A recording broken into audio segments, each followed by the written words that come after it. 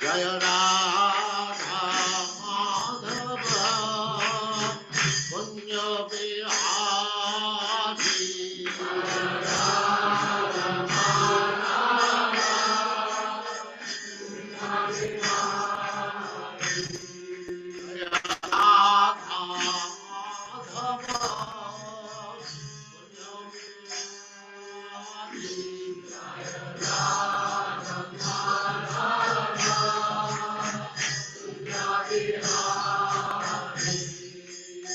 Gopi Jana Vallabha Girivaradhari Gopi Jana Vallabha Girivaradhari Gopi Jana Vallabha Girivaradhari Gopi Jana Vallabha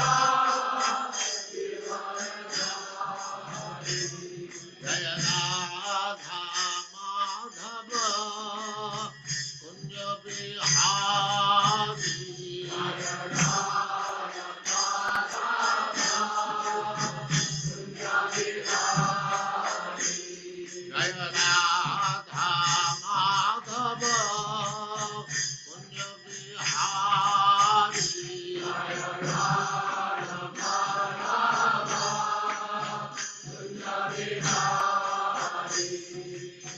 Gopi Jana Vallabha Girivaradhari Gopi Jana Vallabha Girivaradhari Yashodanandana Braja Jana Ranjana Yashodanandana Yashodanandana Braja Jana Ranjana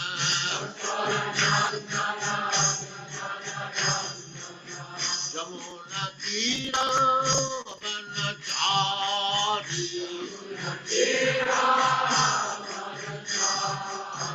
Jamuna Tira Vanachari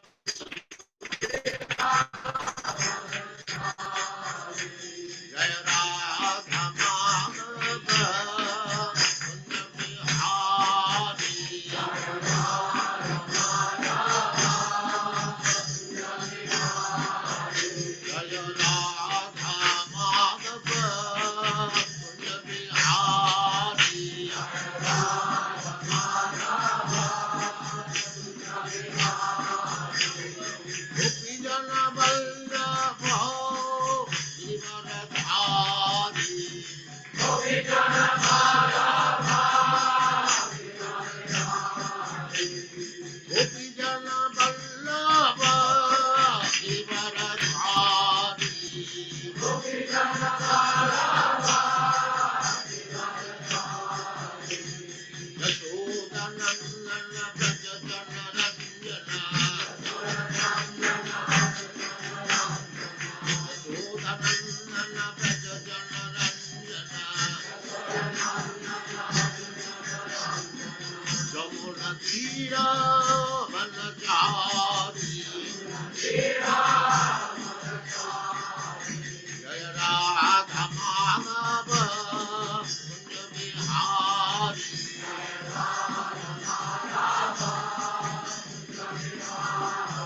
Jaya Radha Madhava Kunja Bihari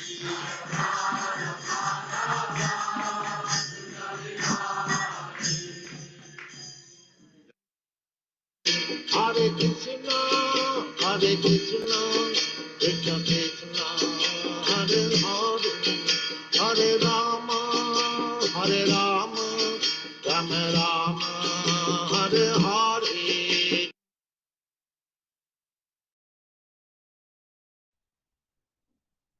Hare Krishna and welcome to all the devotees online. Thank you very much for your kind association and presence as we continue associating with Srimad Bhagavatam.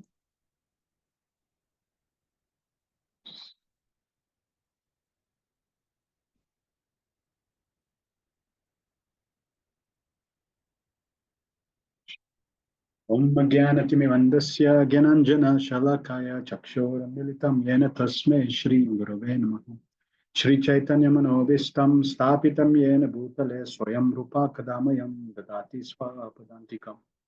Vandeham Shri Guru Shri Papadakamalam Shri Gurun Vaishnavamscha Shri Rupam Sagar Jatam Sahagana Raghunatham Vitamtam Sajivam Sadvaitam Savadutam Parijana Sahitam Krishna Chaitam Shri Radha Krishna Padan Sahagana Lalita Shri Vishakhan He Krishna Karuna Sindhu Dina Bandhu Jagatpate Gopesha Gopika Kanta Radha Kanta Namastute Tapta Kanchana Gourangi Radhe Vrinda Vaneshwari Vrishabhanuste Devi Pranamami Hari Vanchakalpatarubhyascha Kripa Sindhu Bevacha Patitanam Pavinebhyo Vaishnavebhyo Namo Vishnupadaya Krishna Prasthaya Bhutale Srimate Bhakti Vedanta Swami Niti Namaste Saraswati Deve Gauravani Pracharine Nirvishesha Sunyavadi Paschatya Satarine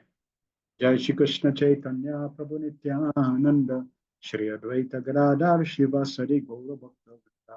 Hare Krishna Krishna Krishna Hare Hare Hare Rama Rama Rama Hare Hare सर्वशास्त्र Piyusha सर्ववैरेक सत्फला सर्व सिद्धांतरात्नाद्य सर्वलोकाय प्रीतप्रदा सर्व भागवत प्राण श्रीमद् भागवतो प्रभु कलिद्वंद्वोदिदारिद्य Shri Krishna Parivartita, O Srimad Bhagavatam, O nectar churned from the ocean of all Vedic scriptures, O most prompt transcendental fruit of all the Vedas, O you enriched with the jewels of all spiritual philosophic conclusions, O you grant spiritual vision to all the people of the world, O life breath of the Vaishnava devotees, O Lord, you are the sun which has arisen to dispel the darkness of Kali Yuga.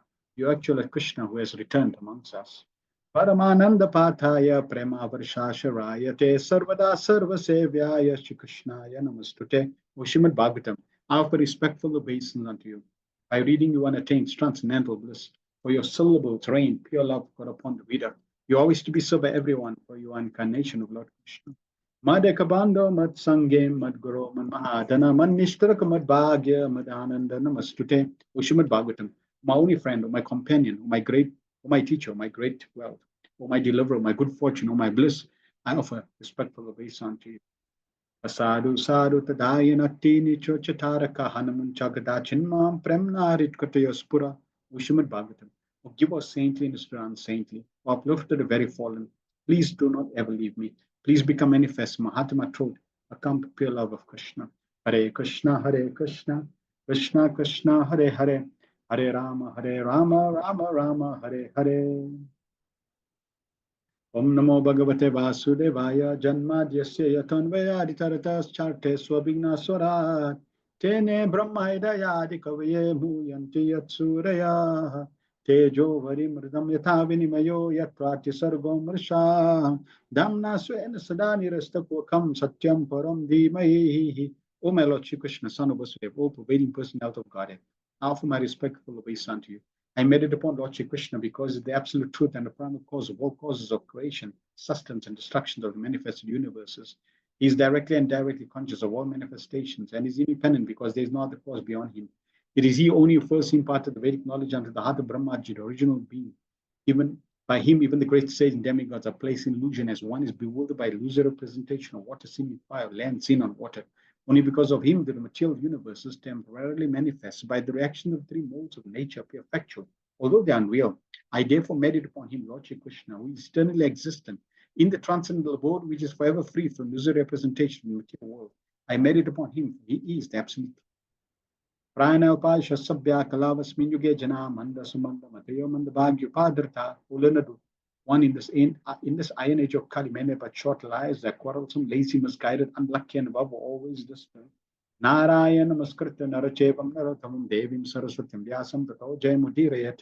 Before reciting the Srimad Bhagavatam, which is the very means of conquest, one should offer respectful obeisance to the person of the God in Narayan. Unto Narayan, he should a supremmost human being, and the Mother Saraswati, the gods of learning, and unto Srila Vyasadeva, the author. Savai pumso paro dharmo yato bhaktira dokchaja ahitukiya prati hataya yatna suprasidati. The supreme occupation dharma for all humanity is but that by which man can attain to loving devotional service unto the transcendent Lord. Such devotional service must be unmotivated and uninterrupted. despite itself.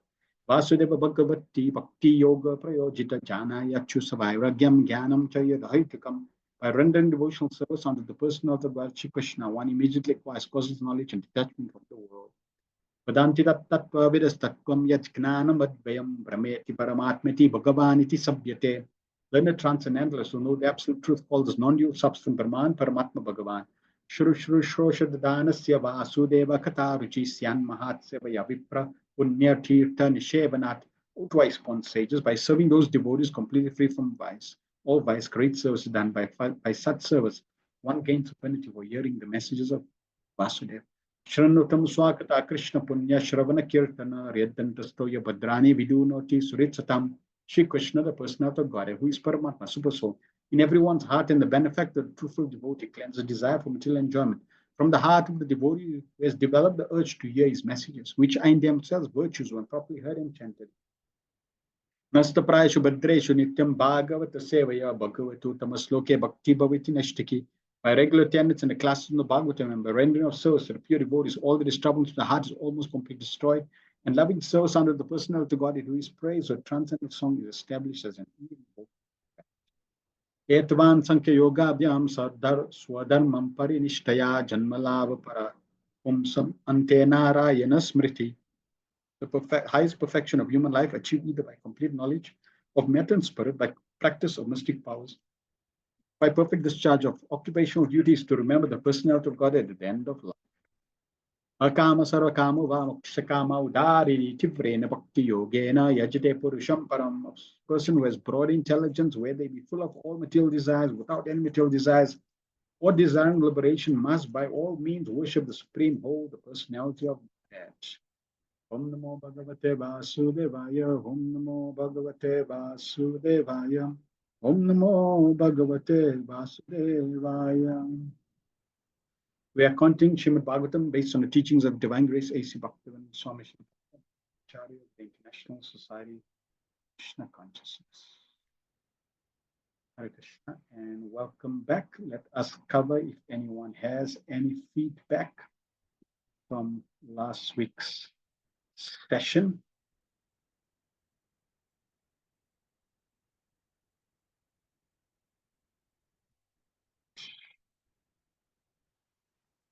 Amavati and Amavati Radhikanil Kandapu says,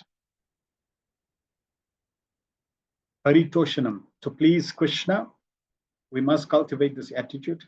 Haridas Thakur chanted every name as an offering for the pleasure of Krishna. Our motive should be how I can please Krishna. Yes. Many people, many transcendentalists, even many demons, they all practice or they engage in penances of different degrees, different types. And what you'll find, especially with the demons, they performing the penances not to please Krishna.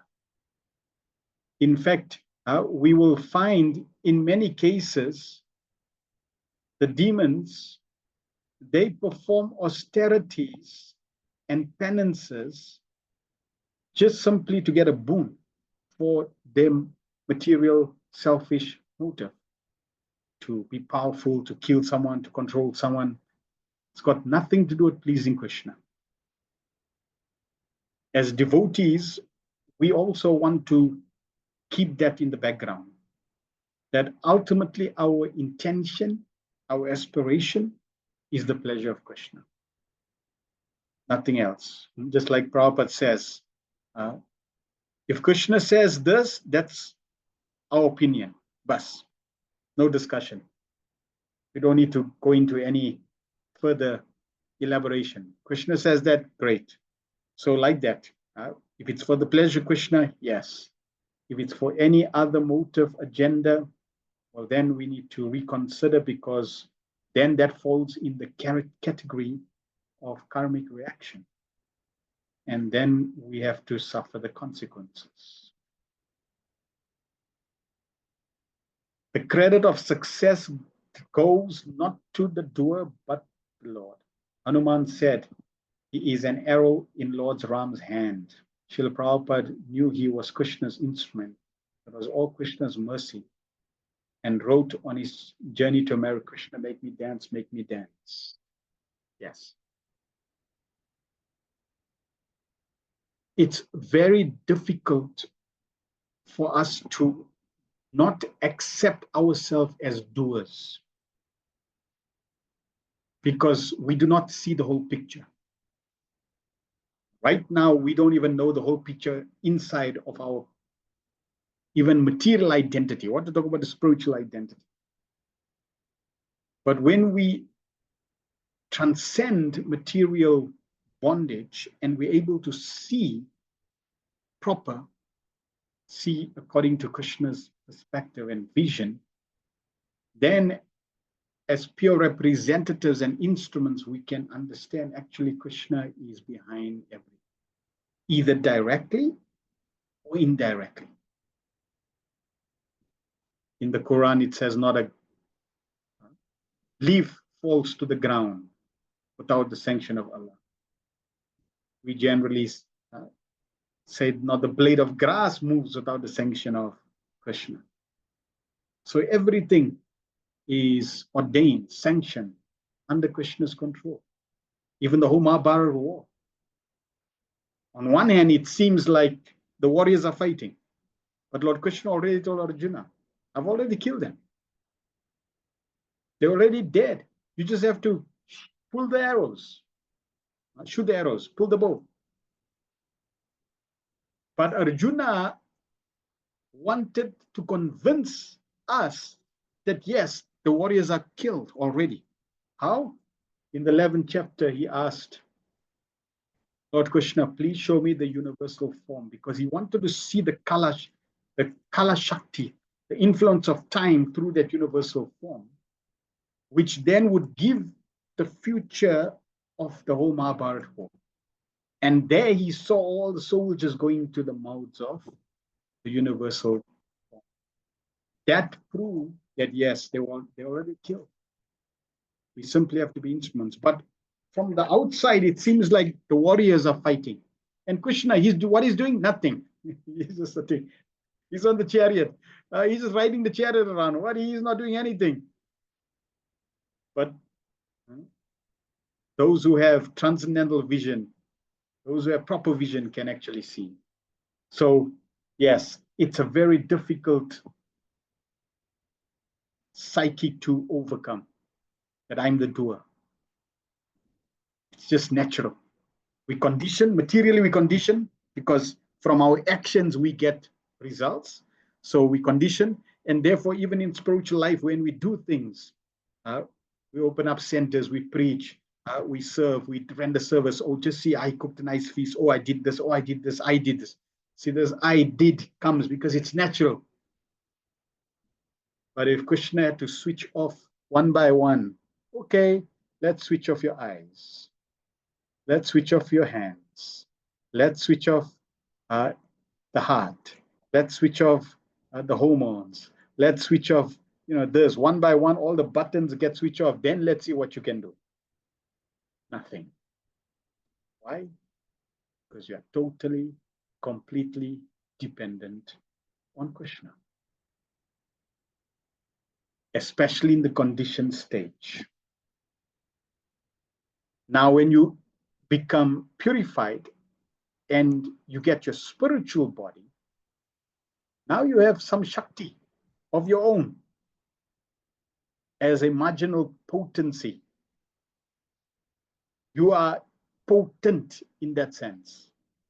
But even that potency, without the sanction of Krishna, cannot deliver.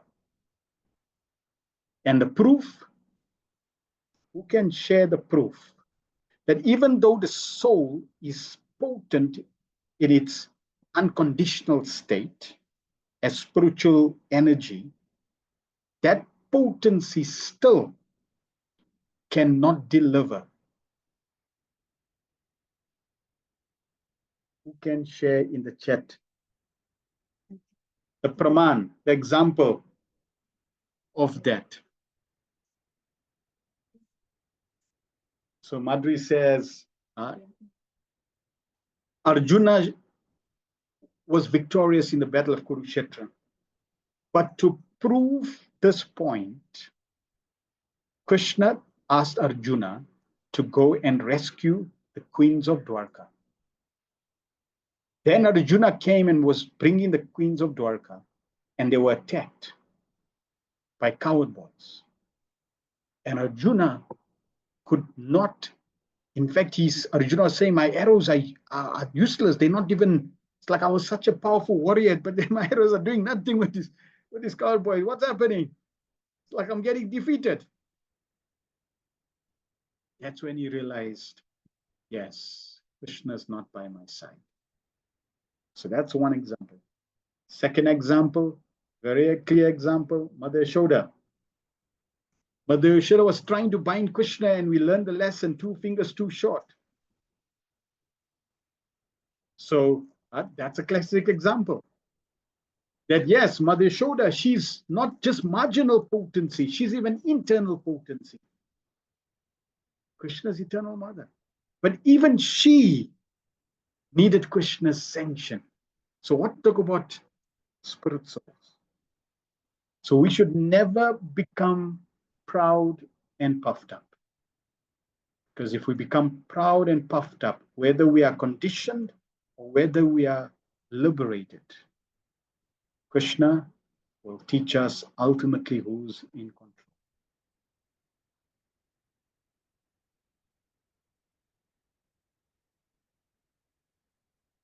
Mother Sharina says, Hare Krishna, please accept my humble obeisance and appreciate the point in Prabhupada's purport that stood out for me last week is below. To be instrument in the direct will of the Lord is the natural constitutional position of the living entity, whereas to be instrumental to the illusory energy of the Lord is material bondage for the living entity. In the conditioned state, the living entity speculates on the absolute truth and his different activities, and in the unconditioned state, living entity directly receives knowledge from, as we are discussing. Here, Prabhupada is making it very clear. We are naturally, constitutionally instruments. And therefore, as instruments, we should behave as instrument. An unconscious instrument will always behave as an instrument. No matter what you do, it'll behave as an instrument. It will not do anything other than, just like a cup.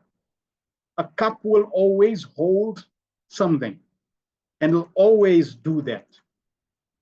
It won't start deciding to change its nature. But when you are a conscious instrument, when you're a fully conscious instrument, now you have free will to decide how to be an instrument. So therefore, the living entity can fall prey to illusory energy and forget that he's actually an instrument of Krishna. Thank you for the feedback. Let us proceed. So we covered this section, and we're going to, or at least briefly, we introduced a Chatusloki Bhagavatam, which now the Lord is going to present to Lord Brahma. And we're going to see Srila Prabhupada's purports are very, very, very, very long. It must be one of the longest purports.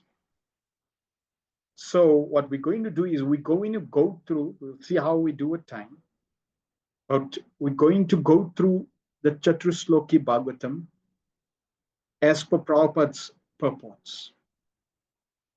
Then once we finish Prabhupada's purports, we will relook at the Chatusloki Bhagavatam verses with the Vaishnava Acharya's comments, and then try to recap. So the Chatusloki Bhagavatam verses 33 covers Sambandha Gyan, specifically Gyanam, knowledge about the Supreme Lord. 34 covers Sambandha Gyan in relation to Vigyan. 35 covers Abhideya, and 36 covers Prayojan. Abhideya means the process, which is sadhana bhakti, and then 36 covers the goal. These 4 verses are directly in response to Lord Brahma's enquiries. And now we're going to go through those verses and we will see how Srila Prabhupada has extensively, comprehensively covered these verses,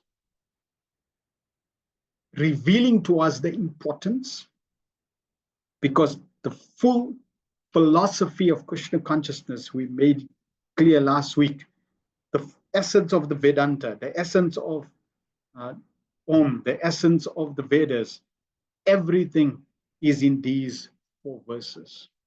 So whatever Srila Prabhupada, you could say the whole Bhagavatam, and that's true.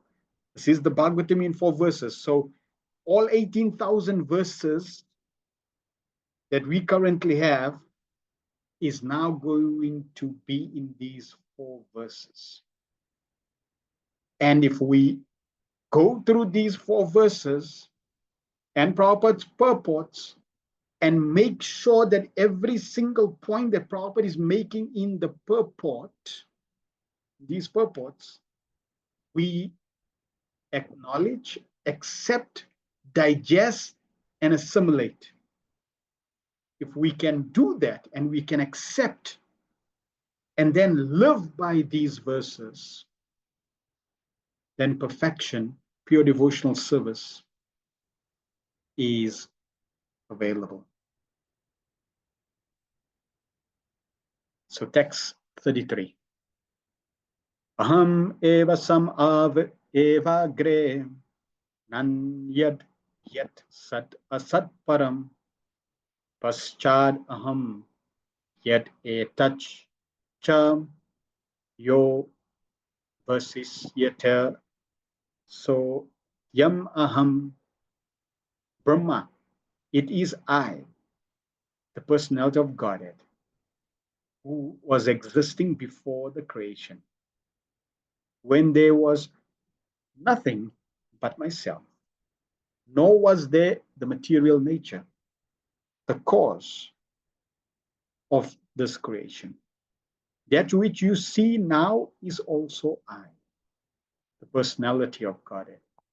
And after, and after annihilation, what remains will also be I, the personality of Godhead.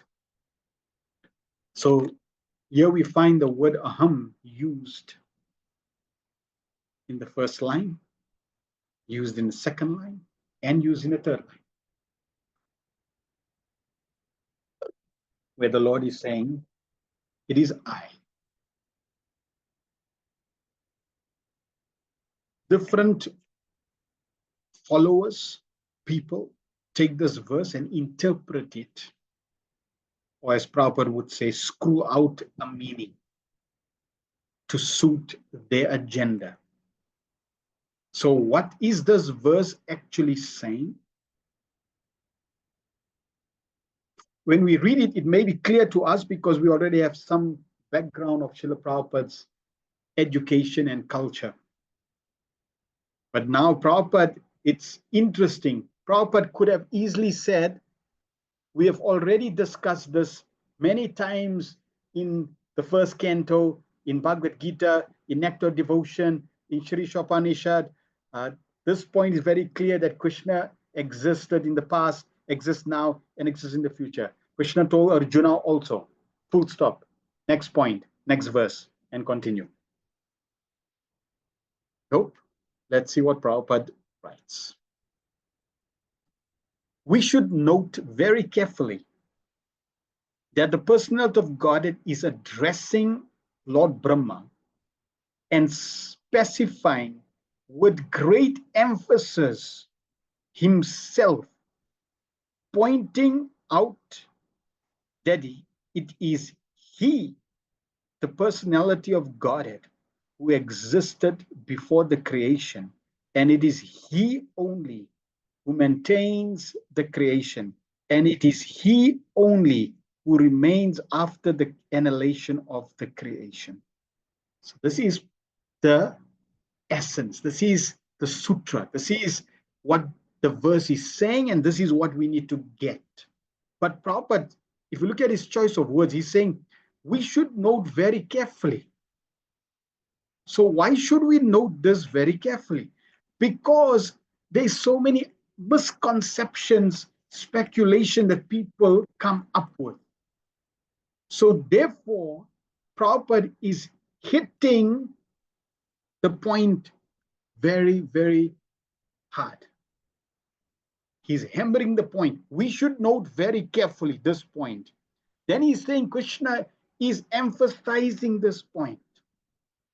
And yet, how surprising, how amazing, how wonderful, how astonishing, people still don't get it. Or what was before the creation? Nothing. Everything. Impersonal.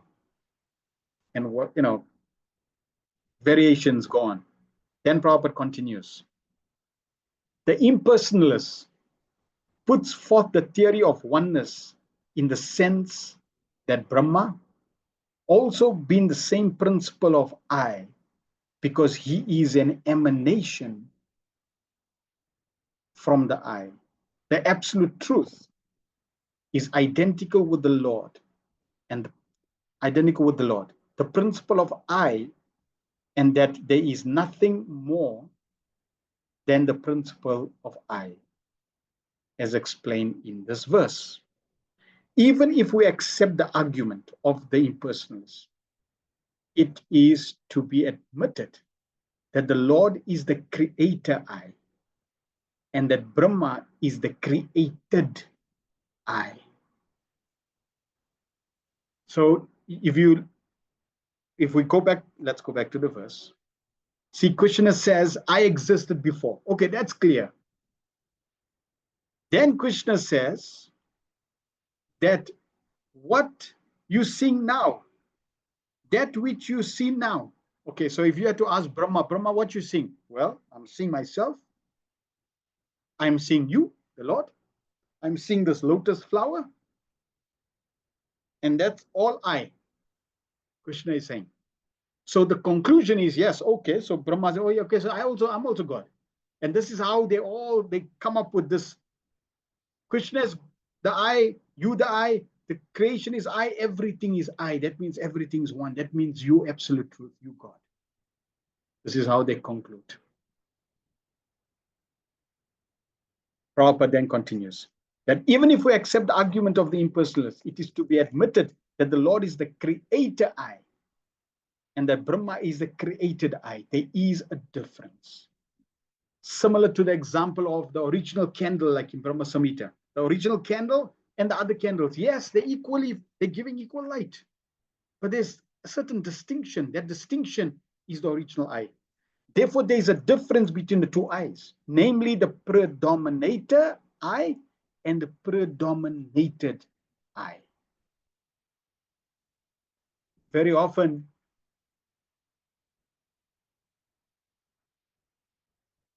in scripture, in the Vedas, people get confused, like, for example, between Lord Krishna and Lord Shiva and their relationship. Because in some instances, Krishna is God and Lord Shiva is the servant. And in some cases, Lord Shiva is God and Krishna is acting as a servant, like Ram worshipping Lord Shiva. And in some cases, they're both one. And in some cases, they're both different. And there's confusion. So here also Prabhupada is clarifying that confusion, that there's always a predominator I and then a predominated I. Therefore, there are still two I's, even if we accept the argument of the impersonalists. But we must note carefully that in the Vedic literatures, these two I's are accepted as one only in the sense of quality. And we know Prabhupada bring this up again and again. That yes, we same in quality, different in quantity. So when the Lord is making statements, when the Vedas, the Vedantas are presenting these points that yes, it's all one. Yes, it's all one. How? Quality. Like vibration, it's all one. But in quantity, totally different. The example of the gold mine, the example of the ocean, these are given. So now Prabhupada, he made his point, and you're going to see Prabhupada doing this in these 4 verses. Prabhupada is going to do this extensively. He's going to make his point. He could have made his point, that first paragraph done, next purport or next verse. No, Prabhupada did not stop there. In order to validate his point, in order to convince us that what Prabhupada is saying is not his theory, it's not his opinion, it's not what he thinks. There is, if you see in this paragraph, there is absolutely no place where Prabhupada is saying, I think, in our opinion, our consideration, nope, absolutely nothing like that. It is, Prabhupada is giving facts. He's giving the reality. And he's totally convinced of the reality. Therefore, there's no doubt. Maybe, I mean, there could be a possibility. That possibility exists. No, he's giving the fact. Then he's now validating, quoting from the Vedas. And this is how Prabhupada is going to go through these verses. The Katha Upanishad says, Nityo Nityanam Chetanas Chetananam Eko Bahunam Yo Vida Dadi Kaman. The creator I and the created I are accepted in the Vedas as qualitatively one because both of them are nityas and chetanas. Both are eternal and both are conscious. The Lord is eternal, the Lord is conscious. The post of Brahma is eternal, and and Brahma as a personality is conscious. Brahma as a living entity is eternal and conscious. The material energy in its cyclic nature as a personality represented by Durga is eternal and conscious. So everything that exists, the spiritual potency, nature is eternal and conscious. But the singular I is the creator I, and the created eyes are the plural number because there are many eyes like Brahma and those generated by Brahma. It is the simple truth. The Father creates or begets a son, and the Son also creates many other sons. And all of them may be one as human beings. But at the same time, the Father, the Son, and the grandsons are all different. The Son cannot take the place of the Father, nor can the grandsons. Simultaneously, the Father, the Son, and the grandsons are one and different also. As human beings, they are one, but as relatives, they are different. Therefore, the relatives of therefore the relativities of the Creator and the created, or the predominator and the predominated, have been differentiated in the Vedas by saying that the predominator I is the feeder of the predominated eyes. And thus, there is a vast difference between the two principles. So very, very straightforward. For those who have no envy to Krishna, then it is very simple. It's very logical, it's very simple. Just like flowers, different colored flowers in a vase. One and different. One, they're all flowers.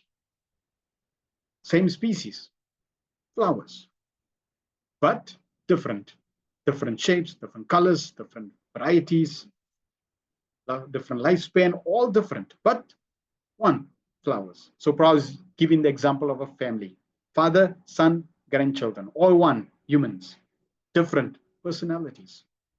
So all one in terms of creation, all God, but different features, aspects, manifestations of God's energies.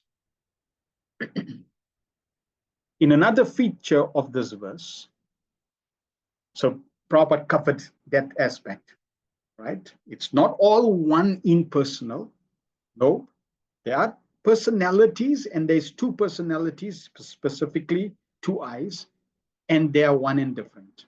Now Prabhupada says in another feature of this verse, no one can deny the personalities of both the Lord and Brahma. Therefore, in the ultimate issue, both the predominator and the predominated are persons. This conclusion refutes the conclusion of the impersonalists that in the ultimate issue, everything is impersonal. So we'll see through these verses, Prabhupada and the Acharyas are bringing or revealing the obstacles on the path of bhakti. An impersonalist can never have devotion. Who is he going to love? Who is he going to serve? Himself? It's just, it's like, and then it's like they can have, they display so much devotion, right? It's like, oh, wonderful, like how you're serving, what you're loving. Love means reciprocation. Love means two-way relationship. An impersonal is chanting the names of God. Really? Seriously? He's chanting the names of God? Hold on. You mean he's chanting his names with love, with great devotion? It's a total contradiction. Now we may say, well, I don't have any impersonal tinges. We all, to some degree or other, have impersonal tendencies. Some greater, some lesser, in terms of degrees. And as we progress on the path of Krishna consciousness, the impersonal tendencies from the most gross, like the Mayavadis, the impersonalists, to the most subtlest, needs to be eradicated, needs to be completely nullified. As we know in Prabhupada's mantra, Nirvishesa Sunyavadi Pastyatari Satari. He preached to remove these tendencies completely. This impersonal feature, stressed by the less intelligent impersonalist school, is refuted by pointing out that the predominator I is the absolute truth and that he is a person. And the predominated I, Brahma, is also a person, but he is not absolute. Absolute person, many people find it difficult to reconcile this aspect of impersonalism, reconcile that the absolute truth is personal, the absolute truth, because personal then implies form, personality, like someone. And if there's someone, means he has a form. If he has a form, then if I look at him, he's in one place.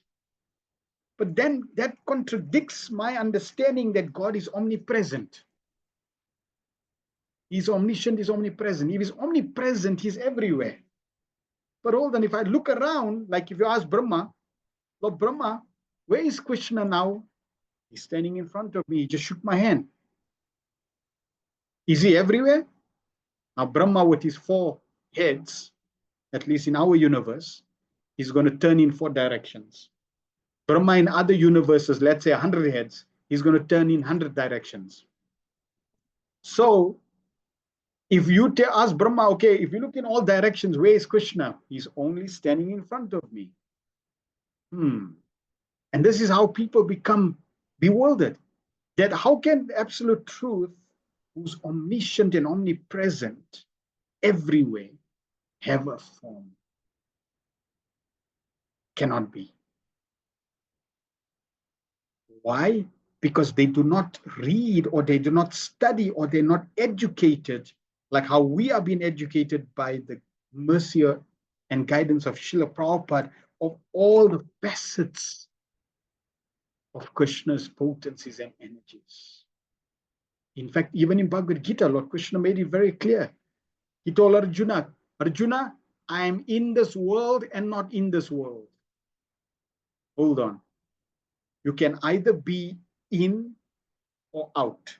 Just like right now, you all are in your home. You can't say I'm in my house and at the same time I'm also not in my house. It doesn't make sense. I'm either sitting on the chair or I'm not sitting on the chair. You can't say I'm sitting and I'm standing. I'm sitting and I'm running. Nope. So because of that conditioning, that limitation that we have of material experience, when we superimpose that on the absolute truth, it becomes a contradiction.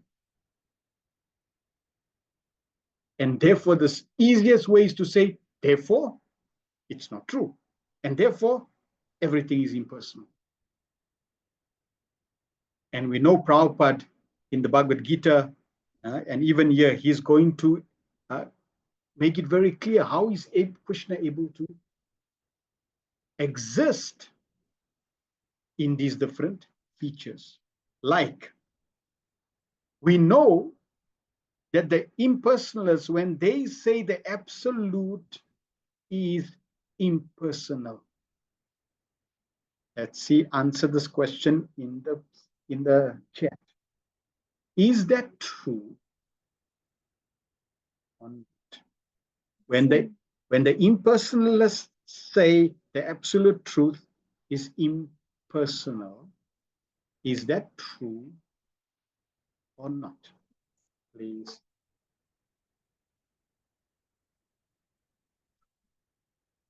Please type in the chat.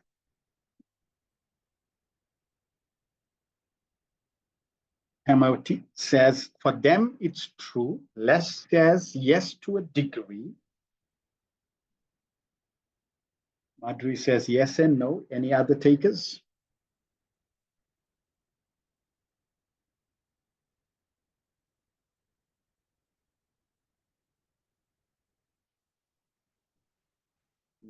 Right. Sharina says the impersonal aspect is the Lord's Brahman effulgence. Good. We already covered in the first canto. So it's true and not true. Sharina says yes. Brahmati Paramatmeti Bhagavan iti sabhyate.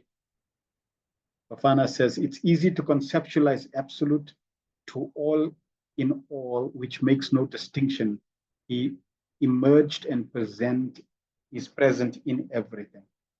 So the Bhagavatam already says that the absolute truth is in 3 features: Brahman, Bhagavan, and Paramatma. Or let's say Brahman, Paramatma, and Bhagavan. And non-dual. The absolute truth is non-dual. That means he has an impersonal aspect, he has a Paramatma aspect, and he has a Bhagavan aspect. So when they say God is impersonal, that's true, but not complete. Now, we should at least these basic tenets, these basic philosophical understanding, we should know. Gyan.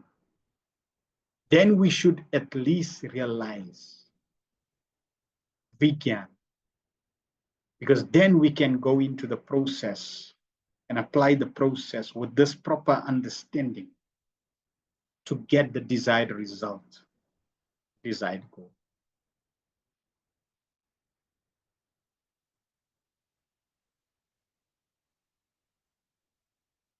For realization of one's self in spiritual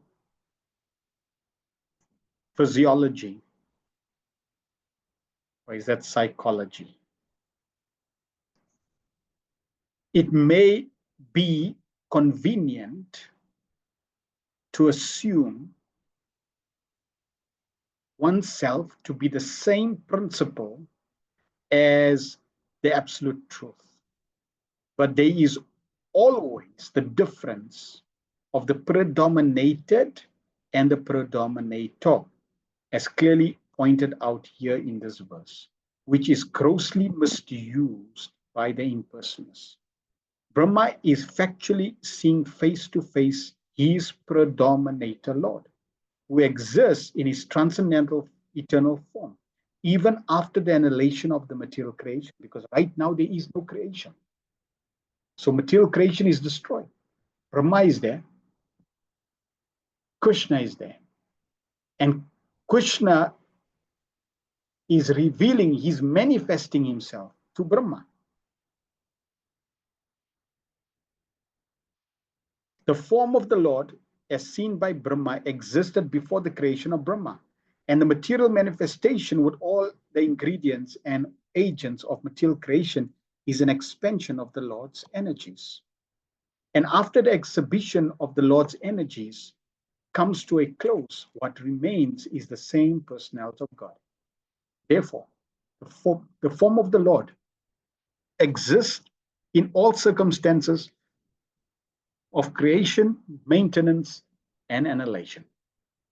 The Vedic hymns confirm this fact in the statement, Vasudeva va idam agra asin na brahma na cha shankara eko vai narayana asin na brahma ne shana, etc. Before the creation, there was none except Vasudeva. There was neither Brahma nor Shankara. Only Narayan was there, and no one else, neither Brahma nor Ishana. Sripad Shankaracharya also confirms in his comments on the Bhagavad Gita that Narayan, or the personality of Godhead, is transcendental to all creation, but that the whole creation is a product of a vector. Therefore, the difference between the created and the creator is always there, although both the creator and the created are of the same quality. Another feature of this verse is the statement of the supreme truth, is the statement that the supreme truth is Bhagavan, or the personality of Godhead. The personality of Godhead and his kingdom already been explained. The kingdom of Godhead is not void, as conceived by the impersonalists. So we know that Lord Krishna already showed Brahma before these verses, the spiritual world. The Lord revealed, the Lord gave revelation to Lord Brahma of the spiritual world. So that means the spiritual world exists. It's real. It's not fictitious. And that means the Supreme Lord and his kingdom exist. And it's not all one or non-existent. So Prabhupada is emphasizing again, very clear, there's two eyes. One is the created eye and one is the creator eye. They're both eternal, they both personalities.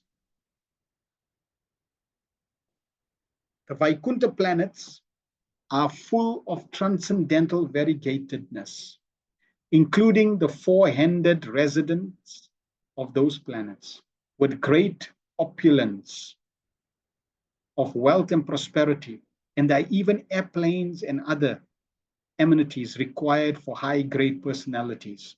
Therefore, the personality of Godhead exists before the creation, and he exists with all transcendental variegatedness in the Vaikuntha Lokas. Vaikuntha Lokas also accepted in the Bhagavad Gita as being the Sanatan nature, are not annihilated even after annihilation of the manifested cosmos. Those transcendental planets are of a different nature altogether, and that nature is not subjected to the rules and regulations of material creation, maintenance, and annihilation. The existence of the personality of God implies the existence of Vaikuntha Lokas, as the existence of a king implies the existence of a king. So very nice, we can remember. When we talk about the president, when we talk about the Vedas, or the king, it's clear that when we talk about a president, we talk about a country. We have it's by reference to the president. It's obvious there cannot be a president who's a president of nothing. He's a president because there's a country, there are people, there are citizens that elected, that he's governing. There's ministry, there's ministers, there are facilities. So when we talk about a king, we talk about a kingdom. We talk about ministers. We talk about ruling who? Ruling subjects. So when we talk about personality of Godhead, we also talk about Vaikuntha planets. We talk about spiritual residence, spiritual variegatedness. In various places in Srimad Bhagavatam and in other revealed scriptures, the existence of the personality of Godhead is mentioned. For example, Srimad Bhagavatam 2.8.10, we already covered. Maharaj Parikshit asks, Sachapi yatra purusho vishvas stityud bhavapyayaya muktvat maya mayesha shete sarva guhashaya. How does the personality of Godhead, the cause of creation, maintenance, and annihilation, who is always freed from the influence of illusory energy and is the controller of the same, lies in everyone's heart? So this is the question that Maharaj Parikshit is presenting, because why, from our perspective, if he's in Vaikuntha, how can he be in everyone's heart? And if he's in everyone's heart, how can he be everywhere? He can only be there or here or there. Can't, or here and not there. So then we get the answers already given to us, but Prabhupada is making the point that yes, he can be in multiple places at the same time. That's his potency. Similar also is a question of Viduras. Tattvanam Bhagavans Tesham Katida Pratishankrama Tatremam Ka Ushashiran Kayusvid Anusherate.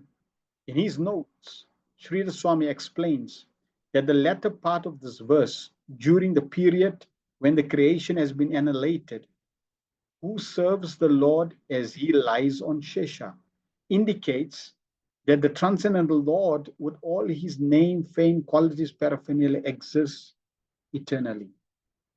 The same confirmation is also in the Kashi Kanda of the Skanda Puran, in connection with Dhruva Charita. It is said there, Na chavante piyat pakta mahatyam pralayapadi ato chutto ki leloke sa ekasarvogo vyaha.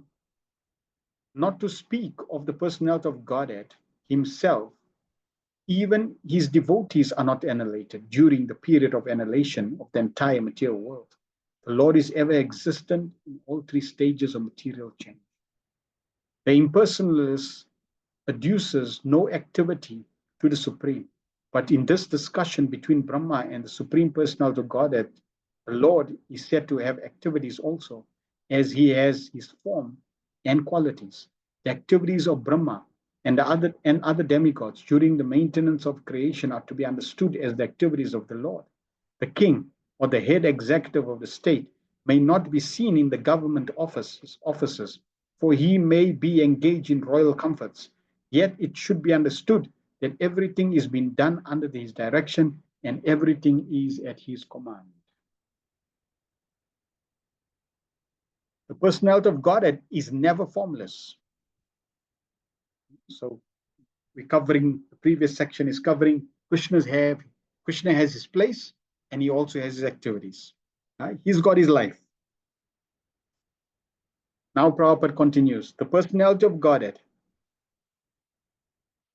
is never formless. In the material world, he may not be visible in his personal form to the less intelligent class of men, and therefore he may sometimes be called formless. But actually, he is always in his eternal form in his Vaikuntha planets, as well as in other planets of the universe as different incarnations. The example of the sun is very appropriate in this connection. At night, the sun may not be visible to the eyes of men in the darkness, but the sun is visible wherever it has arisen. That the sun is not visible to the eyes of the inhabitants of a particular part of the earth does not mean that the sun has no. It's a very wonderful example. We should remember this analogy. So we can see the analogy of the king and the father, very appropriate. The example of the sun, very appropriate. When the sun rises, we don't say, oh, just see the sun's born. Then when the sun sets, oh, just see the sun dies. No, the sun is never born and the sun never dies. It appears and disappears, but does not cease to exist or does not appear to exist. It's there at the time from creation right up to the end of destruction. It exists, but it appears and disappears to our vision. So it seems like the sun is taking birth and the sun is dying, but actually that's not the case.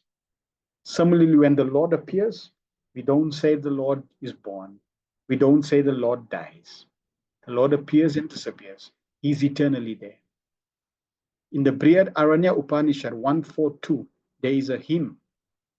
Atmai Vedan Agra Asit Purusha Vida. This mantra indicates that the Supreme Personality of Godhead Krishna existed even before the appearance of the Purusha incarnations. So please see how Prabhupada is making the point, emphasizing the point, giving a simple analogy and example for us to appreciate and understand, and then even validating it. Not using the same verse, but quoting again from the Vedas, the Upanishads, the other Vedic scriptures, just to make it very clear that this is the truth. This is the absolute truth. The truth and nothing but the truth.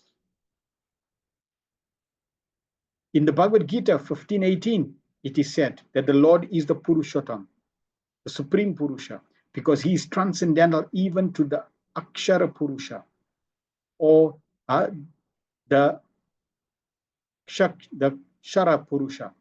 The Akshara Purusha, or the Mahavishnu, throws his glance over Prakriti, or the material nature. But the Purushottama existed even before that. When people ask the question, what's the difference between Vishnu and Krishna? At least in terms of the three Purusha avatars in relation to Krishna. Because in all the interactions in relation to the material world and all the pastimes related to the material world in relation to Vishnu, we have the Purusha incarnations. And in relation to Krishna, what is the difference? At me vedam agra asit purusha vida. That the Supreme Personality of Godhead Krishna existed before the Purusha incarnations. implying that the source of the Purusha incarnations is Krishna, that original candle. They're all Vishnu Tattva, but there is a difference. They're one and different. That difference we always have to appreciate and understand.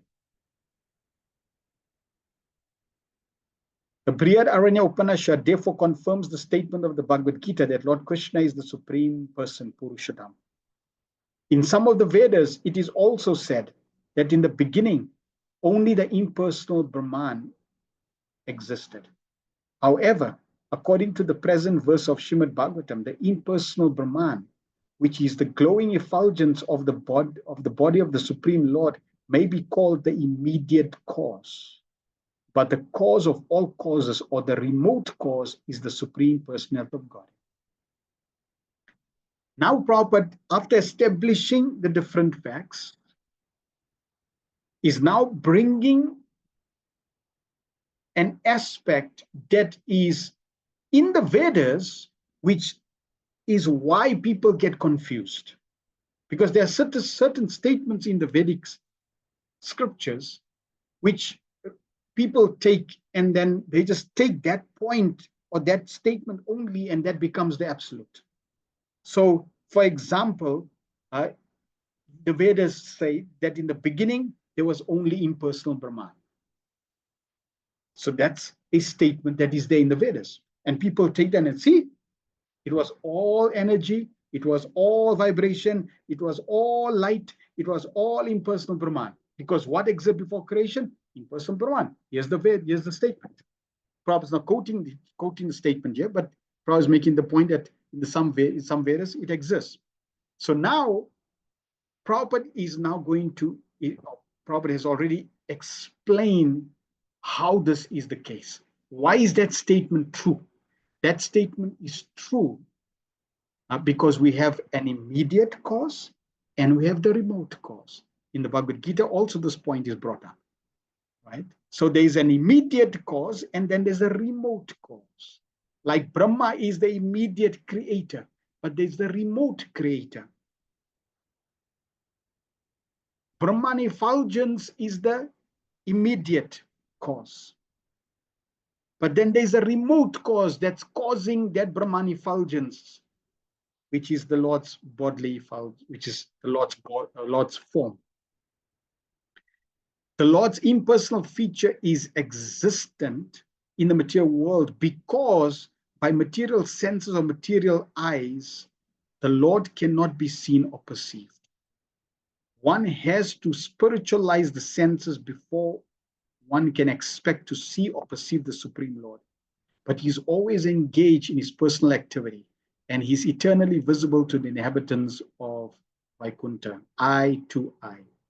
Therefore, he is materially impersonal, just as the executive head of the state may be impersonal in the government offices, although he is not impersonal in the government house. Similarly, the Lord is not impersonal in his abode, which is always Nirashta Vakam, as stated in the beginning of the Bhagavatam. So we see the example of the government Prabhupada is using very often. It's very, very apt and very appropriate for us to understand. The impersonal feature is visible and appreciated because of our material senses, but it does not deny the Lord's personal form and personal activities in spiritual worlds. Therefore, both the impersonal and the personal features of the Lord are acceptable, as mentioned in the revealed scriptures. This dual quality of the personality of Godhead is very emphatically stated in the Bhagavad Gita. In the verse beginning, Brahmano hi pratishtaham. Krishna 14:27, I am the basis of the Brahman. Therefore, in all ways, the confidential part of the spiritual knowledge is realization that the personality of Godhead and not his impersonal Brahman feature.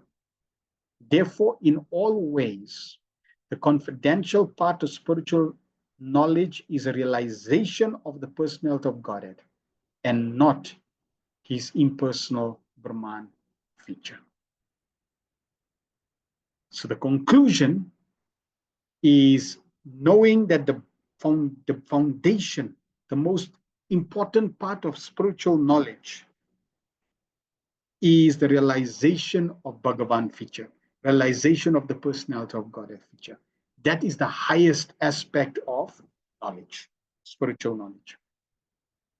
One should therefore have his ultimate aim of realization not in the impersonal feature, but in the personal feature of the absolute truth. So we see how this aspect of Gyan, of knowledge, of God's personal feature, leads very systematically, very nicely, wonderfully to Bhakti Yoga. Otherwise, not. The example of the sky without the example of the sky within the pot and the sky outside the pot may be helpful to the student for his realization of the all-pervading quality of the cosmic consciousness of the absolute truth. But that does not mean that the individual part and parcel of the Lord becomes the supreme by a false claim. It means only that the conditioned soul is a victim to illusory energy in her last snare. To claim to be one with the cosmic consciousness of the Lord is the last trap set by the illusory energy of Devi Maya. So the impersonalists, they like to give this example that we have a clay pot, and in the clay pot I have air, and there's air outside. Now the clay pot contains the air or sky. If I break the clay pot, that sky that was contained by the clay pot is actually part of the air. It's just that it's contained in a clay pot, but actually it's part of the same air. Similarly, we apparently seem to be contained, like the clay pot, to be different from the absolute truth. But it's just a clay pot that's containing, creating that separation that we are different or separate from the absolute. As soon as you break the clay pot, the air is one with the rest of the air. The air that was contained by the clay pot is part of the air. Similarly, when I break my material consciousness, I will come to the conclusion, realization, I'm part of the absolute truth. I'm not the. So that's the Mayavadis or the impersonalist example that they use. Prabhupada is making it very clear that that understanding is the last snare of Maya. To think that you are actually the absolute truth. And we know in Bhagavad Gita, Krishna, right before Krishna even established we are not this body, we're spiritual souls. Krishna tells Arjuna that never was a time when I did not exist, nor you, nor these kings, nor in the future shall any of us cease to be. That means even before the identity of the soul, there's the identity of I existing as a person even before, now, and in the future. It's not like we all merge, or now we are different, before we were not. Now we're different individuals, in the future we will be one. Krishna says no. That never was there in the past where we were not individuals, we were individuals. Now we're individuals, all these kings are individuals, and in the future we all will be individuals. Even in the impersonal existence of the Lord, as it is in the material creation, one should aspire for personal realization of the Lord. And that is the meaning of paschat aham yat etach cha yo vavishyata, so I am, so asyam aham. So even though there is the impersonal feature, great. There's the Paramatma feature, great. But our focus, our objective, our goal, the Bhagavatam's goal is the personal feature. Just like if you're in school, we have kindergarten, we have primary, we have secondary, and we have tertiary. So if you want to be educated, you have to go through these stages, but your objective is to get to tertiary. You don't say, well, just see, primary is there, so let me just go to primary school and I'll end at primary school. Happy. No. Or kindergarten is there, let me just learn kindergarten mathematics, kindergarten, and then I'll stay, I'm happy. No. We always have the desire to grow and learn the best, the highest. So like that, we always want to know about the Supreme Lord's highest feature. Consider, even in the material world, you develop a relationship with someone and you want to know about them. So let's say they tell you, okay, my name is this, and this is how I look. Full stop. You don't end there. You want to speak more. Tell me more. Tell me about your qualities. Tell me this, tell me what you did. People want to know about everything, even the secrets. So similarly, if we want to develop a relation with the Supreme Lord, we just don't want to know about his impersonal aspect. We want to know about all his aspect. And most importantly, his highest, his best aspect. Brahmaji also accepted the same truth when he was instructing Narada. He said, So yam te bhitas tatta Bhagavan Vishwa Bhavana. There is no cause of all causes other than the Supreme Personality of Godhead, Hari. Therefore, the verse under discussion, beginning Aham Eva, never indicates anything other than the Supreme Lord. And one should therefore follow the path of Brahma Sampradaya, or the path from Brahmaji to Narada to Vyas, etc., Vyasadeva, etc., and make it a point in life to realize the personality of God as Hari or Lord Krishna. So if you want to know what is Prabhupada's ultimate desire for us, what is the Bhagavatam's ultimate desire and goal for us, make it a point in life to realize the personality of God at Hari or Lord Krishna. Please note, dear devotees, it does not say, Prabhupada is not writing, make it a point in life to know the personality of Godhead, Hari or Lord Krishna. He does not say no, because we all know. No is good, but not good enough. You cannot realize something you don't know. So knowledge is good, Gyan is good, but Gyan is not the goal.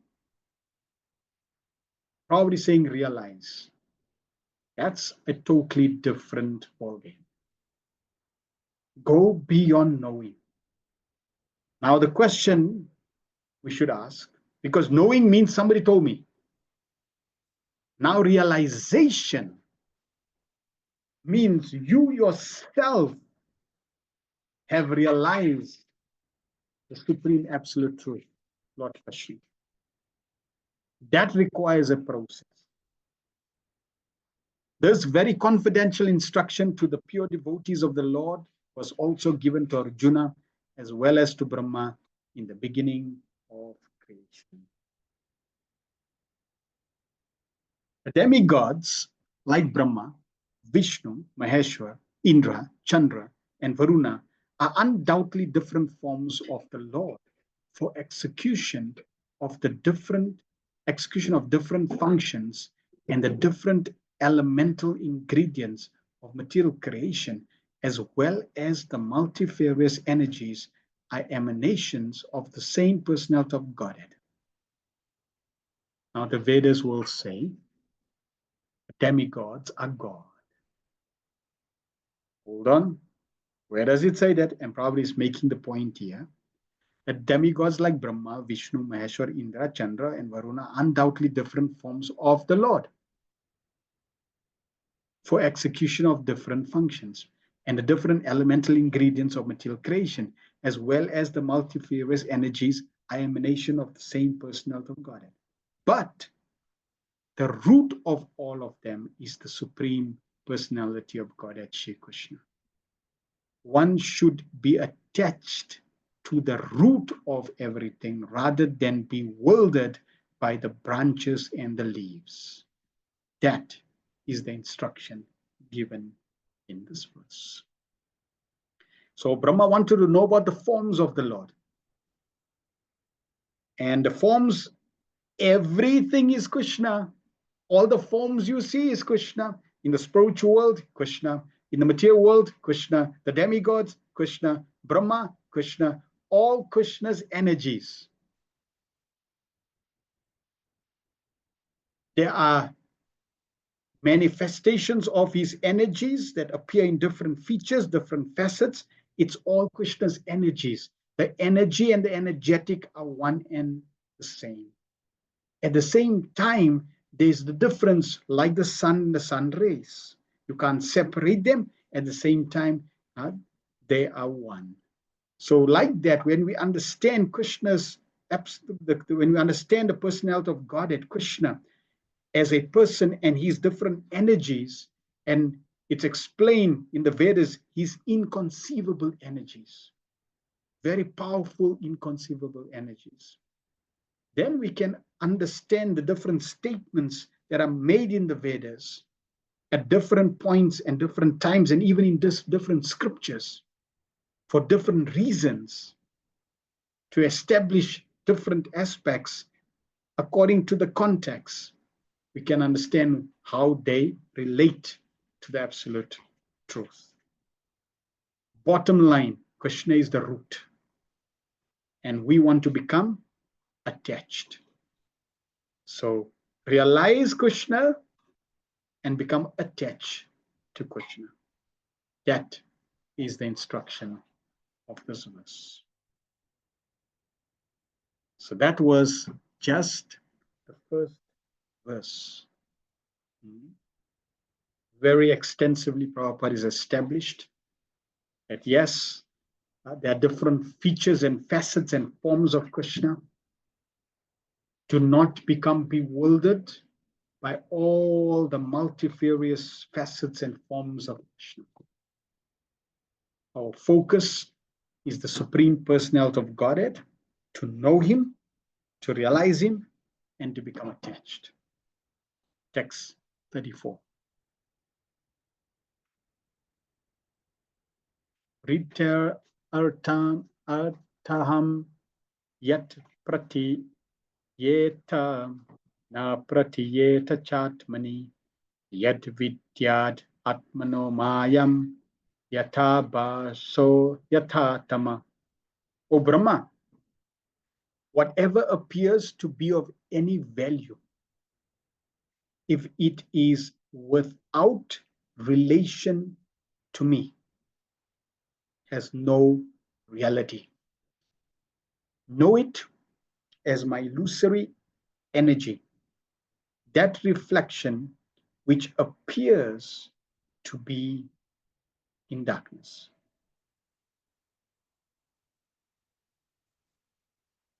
In the previous verse, it has already been concluded that in any stage of the cosmic manifestation, its appearance, its sustenance, its growth, its interaction of different energies, its deterioration, and its disappearance, all has its basic relation with the existence of the personality of Godhead. Because Krishna existed before, he exists during, and he exists after. So therefore, he's responsible. He's the basis, the foundation for these changes. And as such, whenever there is forgetfulness of this prime relation with the Lord, and whenever things are accepted as real without being related to the Lord, that conception is called a product of the illusory energy of the Lord. So the material energy has the feature of allowing one to see things, to perceive things that do not have a basis related to the Lord. This is what the material energy does. It allows you to see things that exist without a relationship to Krishna. It may allow you to see things that are apparently existing that you conclude as real, but because it does not exist in relation to the Supreme Lord, it's actually not existing, not real. So Prabhupada is going to expand this point.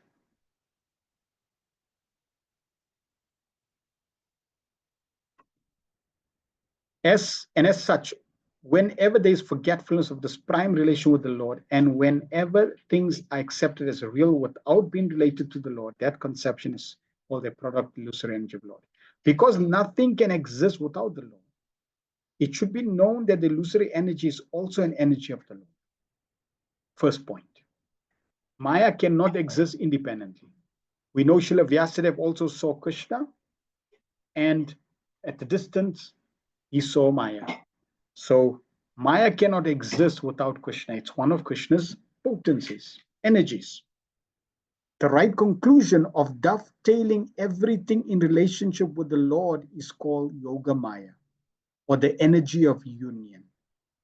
And the wrong conception of detaching a thing from its relationship with the Lord is called the Lord's Devi Maya, or Mahamaya. So everything that exists because of the energy of the Lord. When we employ everything in the service of the Lord, that is Yogamaya. When we detach those things that are coming from the Lord, away from the Lord, that is Mahamaya. Both Mayas also have connection with the Lord because nothing can exist without being related to Him. As such, the wrong conception of detaching relationships from the Lord is not false, but illusory.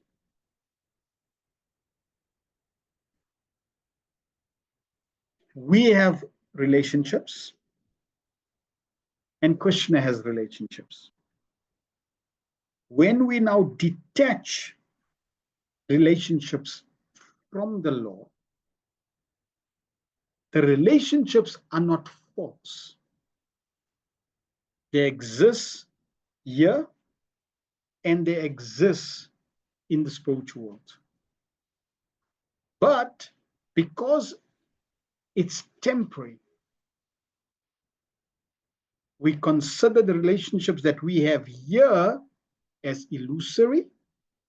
And because the Lord is eternal and we have eternal relationships, that relationship is true, not false.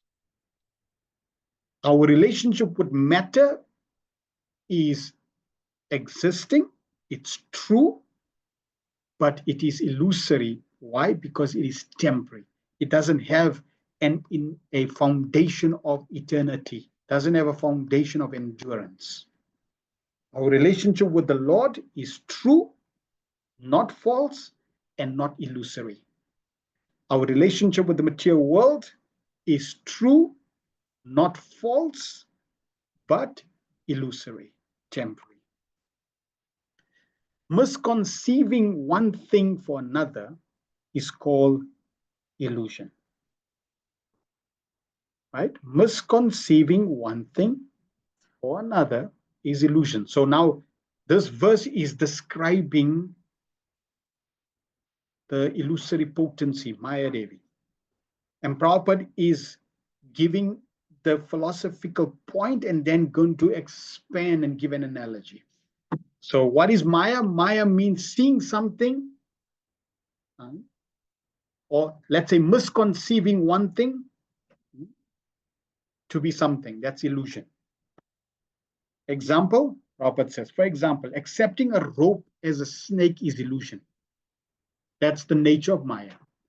But the rope is not false, because you could not superimpose, you could not mistake the rope to be a snake if you do not know that that's a rope and the rope exists and a snake also exists.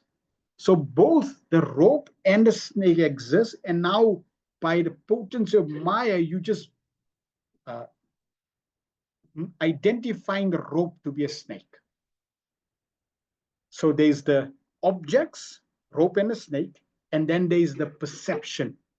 The perception is Maya, not the rope, not the snake.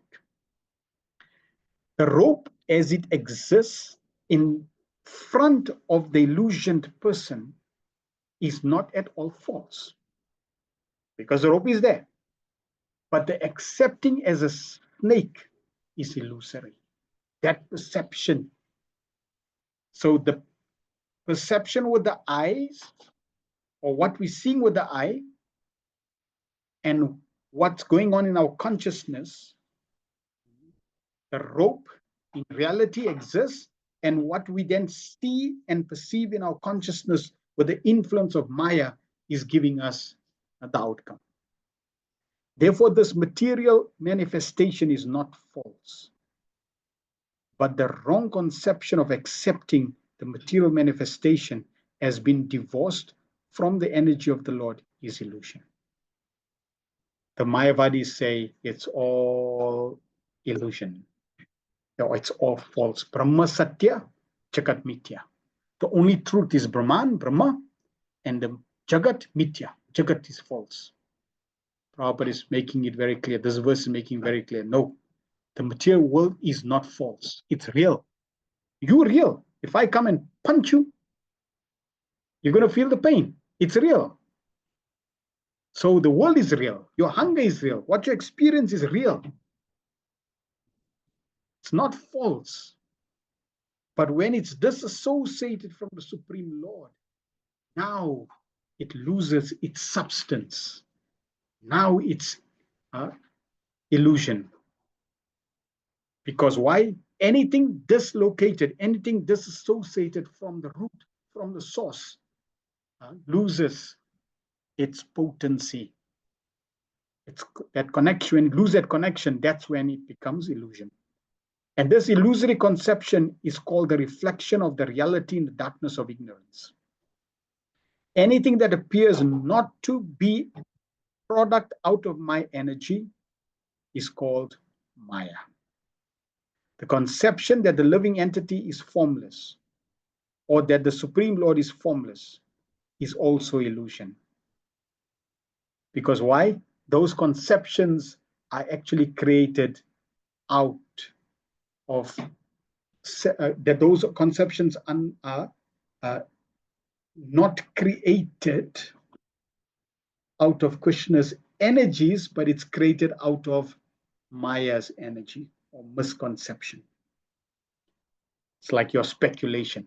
It's not coming from the actual energy of Krishna. It's not coming from the source. The first verse was describing everything coming from Krishna, everything being Krishna. Now, when you create things or speculate things or concoct things outside that foundation, then that becomes Maya. That becomes illusion.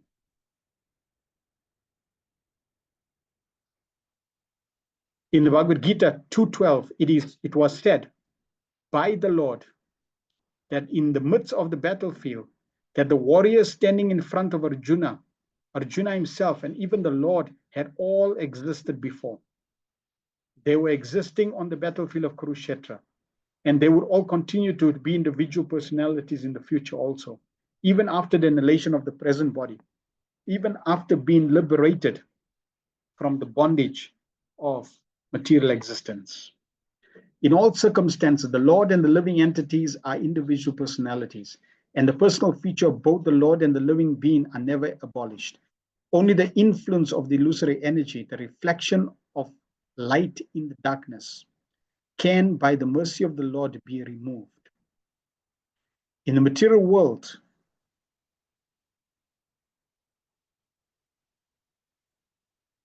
the light of the sun is also not independent, nor is that of the moon.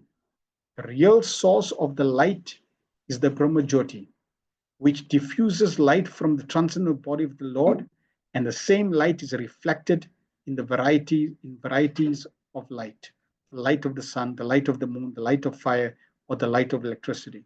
So the identity of the self has been unconnected with the Supreme Self, the Lord, is also illusion.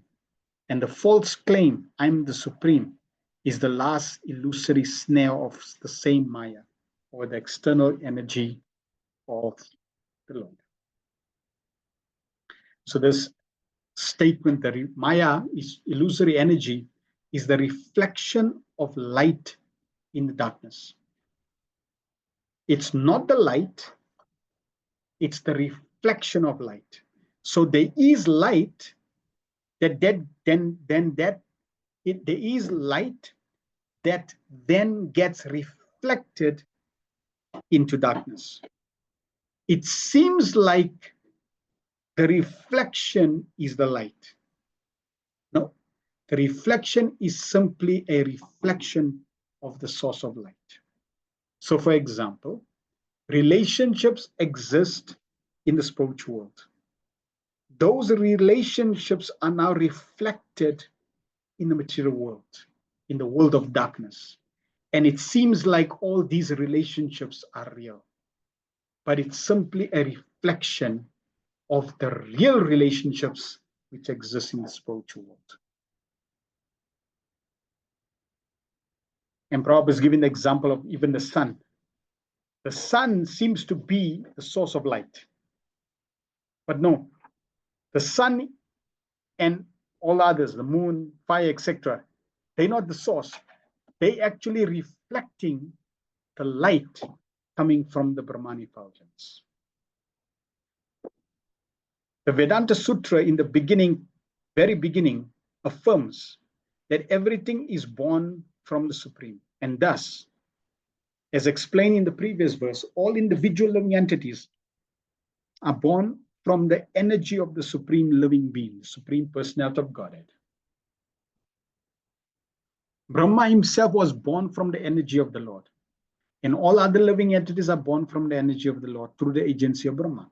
None of them has any existence without being dovetailed with the Supreme Lord. So our existence is not separate from the Lord. As soon as you consider yourself to be separate, then that's Maya. The independence of the individual living entity is not real independence, but is just the reflection of real independence existing in the Supreme Being, the Lord. The false claim of supreme independence by the conditioned souls is illusion, and this conclusion is stated in this verse. Krishna is saying no to Lord Brahma, that anything separate from me, know to be that as illusory.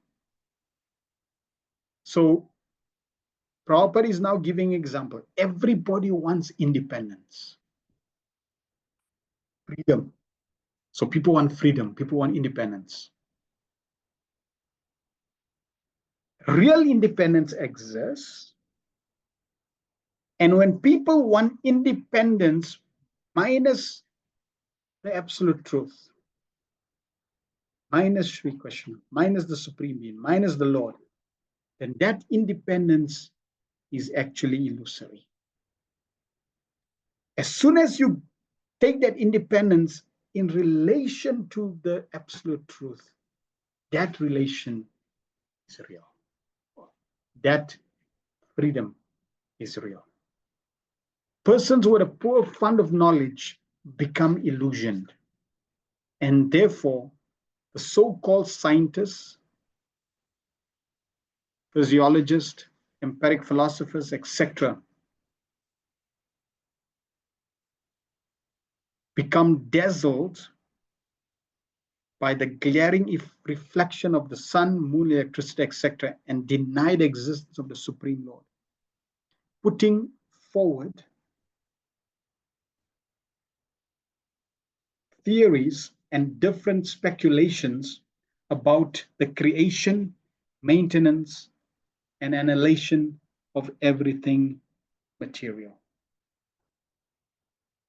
The medical practitioners may deny the existence of the soul in the physiological body construction of an individual person, but he cannot give life to a dead body, even though all the mechanisms of the body exist even after death. The psychologist makes a serious study of the physiological condition of the brain, as if the construction of the cerebral lump were the machine of the functioning mind. But in the dead body, the psychologist cannot bring back the function of the mind. These scientific studies of the cosmic manifestations or the bodily construction, independent of the Supreme Lord, are different reflective intellectual gymnastics only. But at the end, they are all illusion and nothing more. So different individuals are there in the world. When different individuals are researching and analyzing matter and trying to understand how things or how life exists, as long as they identify matter, research matter, study matter, minus the Supreme, that is all illusion. So that's the point.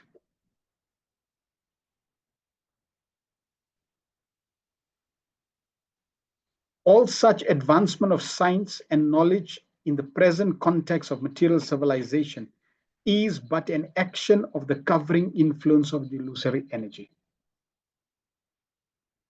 Why? Because it's advancement minus Krishna. The example Prabhupada often gives is like having all the zeros with no one. And you could go in circles and circles, and you could be extensively researching and elaborately discovering so many facets, so many aspects of nature, which to some degree may even be true. But because you're not linking, it's not connected to the Supreme, according to this verse, know that to be illusory energy. For example, they asked Srila Prabhupada, can we teach children about botany, about how plants grow? Or like flowers, you've got different parts of the flower. So can we teach children? Prabhupada said yes, but also teach them how the flower is coming into existence by Krishna's mercy, by Krishna himself, who's the main gardener, who created the seed. So that connection has to be there. If that connection is not there, then you learning about flowers is Maya. It's illusory. It's the illusory energy. Okay, so that's all this while in these different paragraphs, Prabhupada is trying to establish the fact, which the verse is making very clear, which Krishna is making very clear, that anything you think of, anything you study, anything you learn, anything you experience, anything you perceive, minus Krishna, know that to be Maya. Know that to be a product of my illusory energy. Now, Prabhupada is going to explain about two features of this Maya. The illusory energy has two phases of existence, namely the covering influence and the throwing influence. So Maya has two potencies, two aspects, covering you and throwing you. By the throwing influence, the illusory energy throws the living entities into the darkness of ignorance. And by the covering influence, she covers the eyes of men possessing a poor fund of knowledge about the existence of the Supreme Person who enlightened the Supreme Individual Living Being Brahma. So Maya covers you to forget Krishna, the forgetful part, forgetful potency, and then throws you. Now, if you look at these two energies, or if you're trying to understand these two energies, just look around, and you'll see how these two energies are working.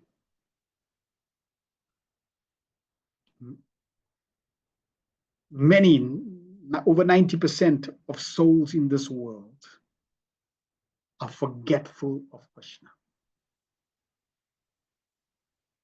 Take majority of all non-human species, total forgetfulness of Krishna. Take the human species, very few acknowledge the existence of God. Rest, we don't believe in God. Potency or first feature, covering, forgetfulness. Then with that forgetfulness, Maya throws you. People can go to inconceivable extents of Maya, of degradation. Very often, devotees who were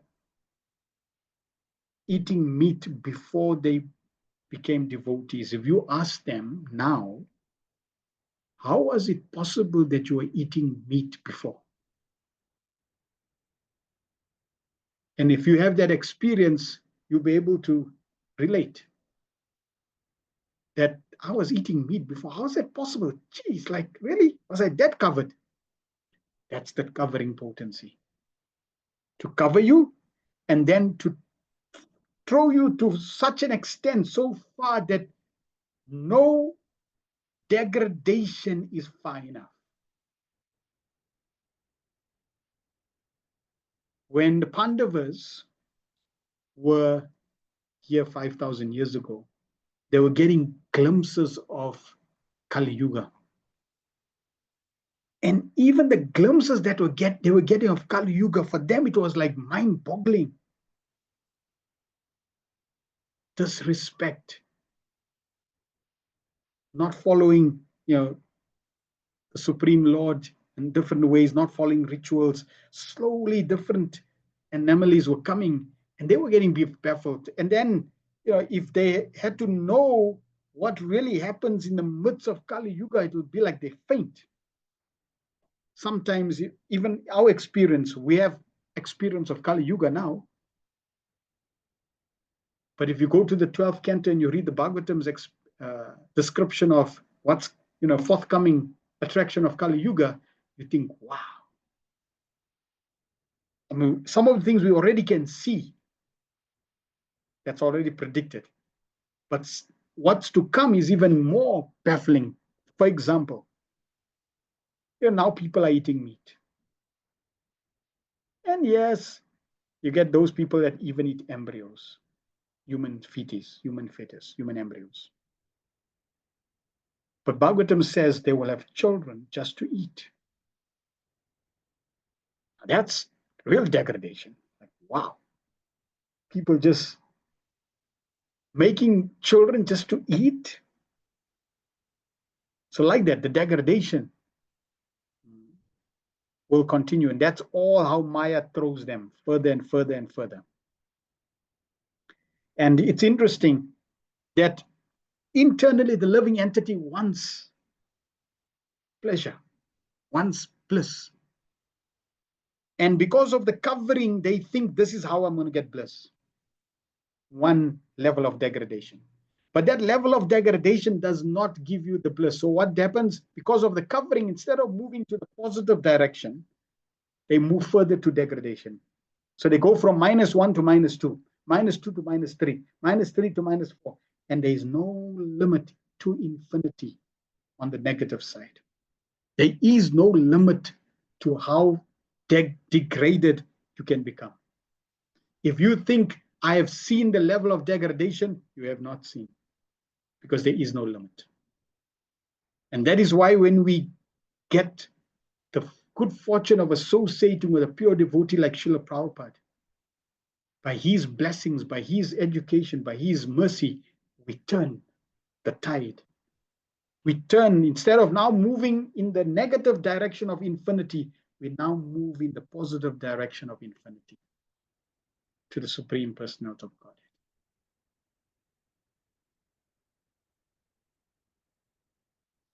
The identity of Brahma with the Supreme Lord is never claimed herein. And therefore, such a foolish claim by a man with poor fund of knowledge is another display of the illusory energy of the Lord. The Lord says in the Bhagavad Gita 16:18 to 20, that demonic persons who deny the existence of the Lord are thrown more and more into the darkness of ignorance. And thus such demonic persons transmigrate life after life without any knowledge of the Supreme Personality of God. The same man, however, is enlightened in the disciplic succession from Brahmaji, who was personally instructed by the Lord at the beginning of creation, or in the disciplic succession from Arjuna, who was personally instructed by the Lord in the Bhagavad Gita. The same man thus accepts the statement of the Lord. Aham sarvasya prabhavo matta sarvam pravartate iti matva bhajanti mam buddha bhava samanvita. 10:8.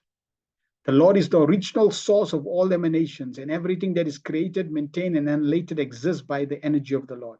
The sane man who knows this is actually learned, and therefore he becomes a pure devotee of the Lord, engaged in the transcendental loving service of the Lord. Although the reflective energy of the Lord displays various illusions to the eyes of the persons with a poor fund of knowledge, the sane man or the same person knows clearly that the Lord can act even from far, far beyond our vision by his different energies, just as fire can diffuse heat and light from a distant place. In the medical science of the ancient sages, known as the Ayurveda, there is a definite acceptance of the Lord's supremacy in the following words.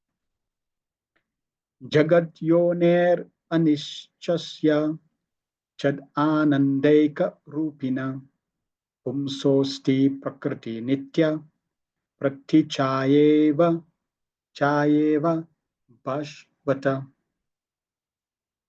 achetanapi chaitanya yogena paramatmana akarod vishwam akilam anityam natakatritam.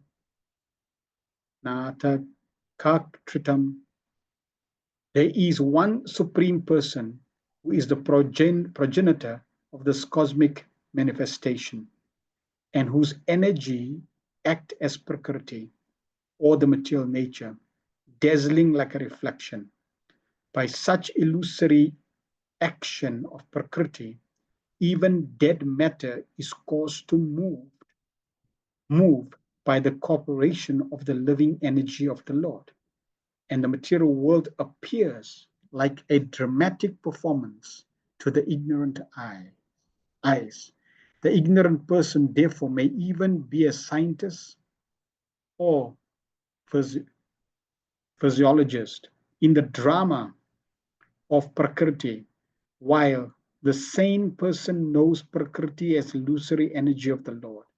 By such a conclusion, as confirmed by the Bhagavad Gita, it is clear that the living entities are also a display of the Lord's superior energy, para prakriti, just as the material world is a display of the Lord's inferior, apara prakriti.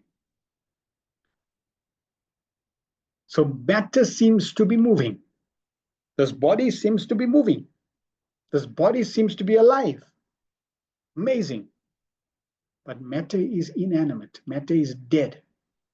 The only reason why matter is alive, it acts, it moves, is because of the Lord's Parashakti, the Lord's marginal potency, the living entities that's there, causing the body to move. The superior energy of the Lord cannot be as good as the Lord, although there is a very little difference between the energy and the possessor of the energy, or the heat and the fire. Fire is possessed of heat, but heat is not fire.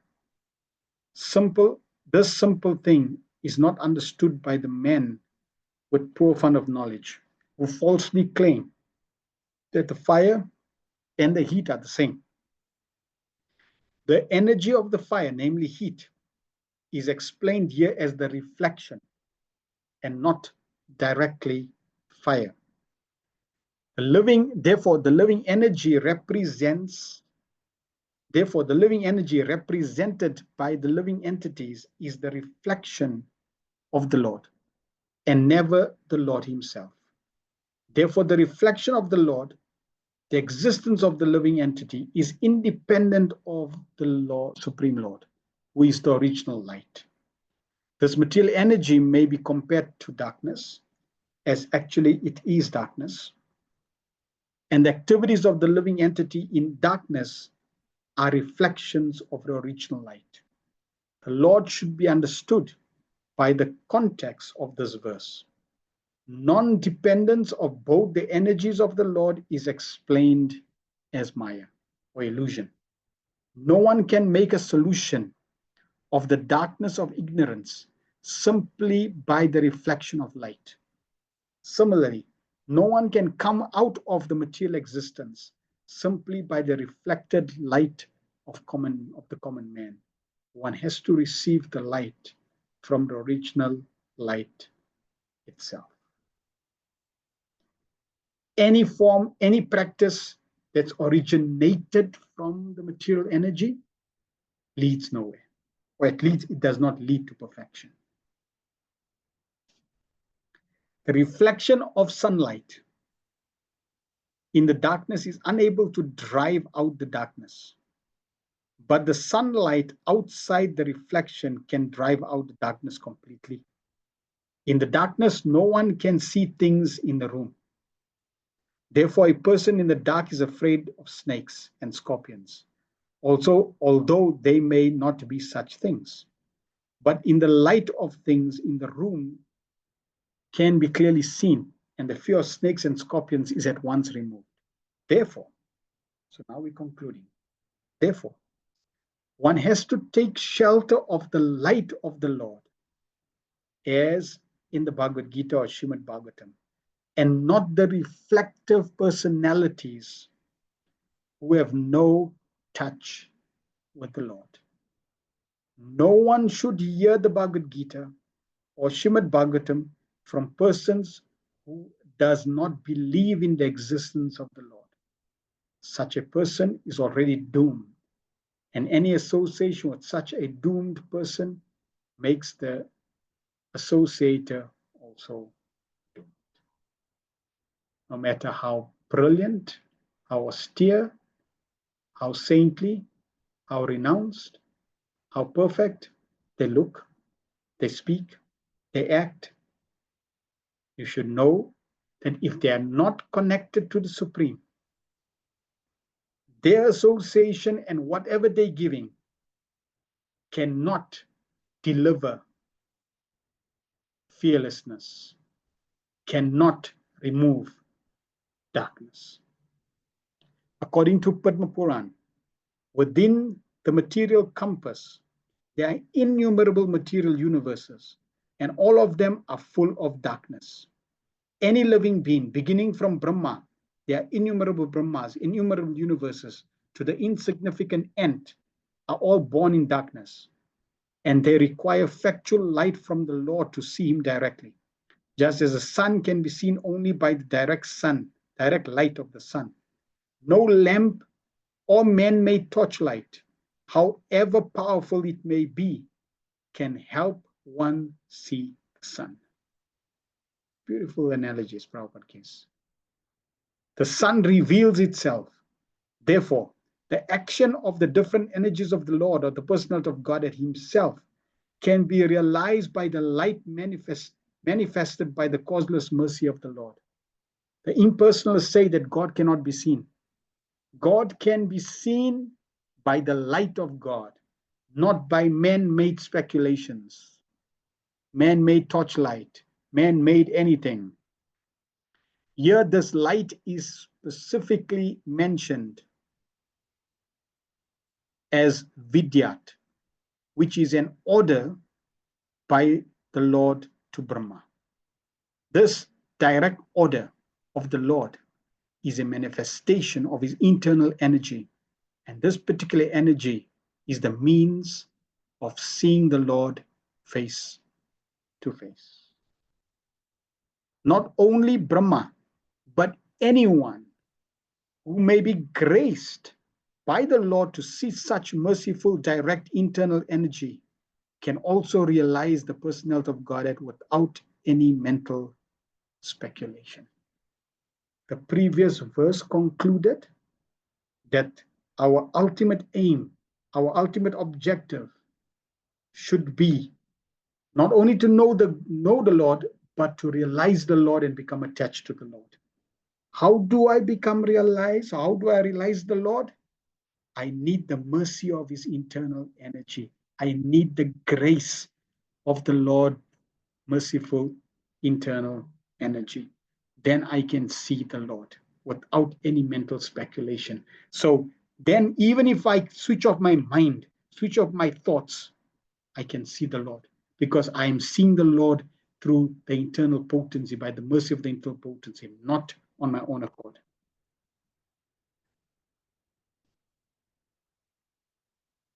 So it's already 6 o'clock. We will end here.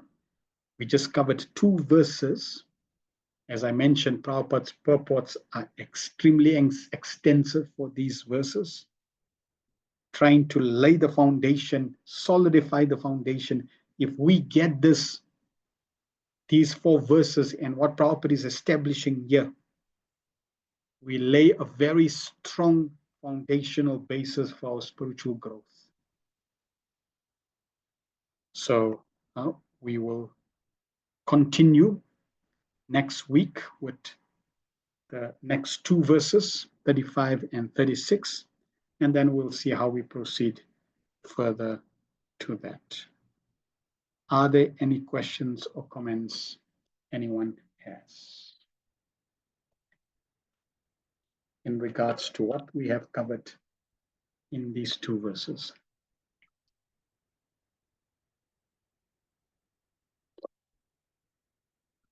Brahma's first question was, my Lord, please tell me about your forms, your form and all the different manifestation of forms.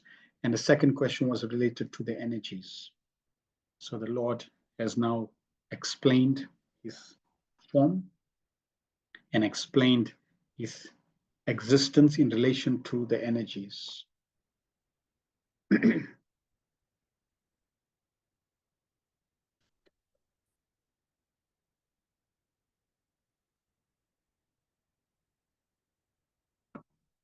Right, all good. All right. Yeah.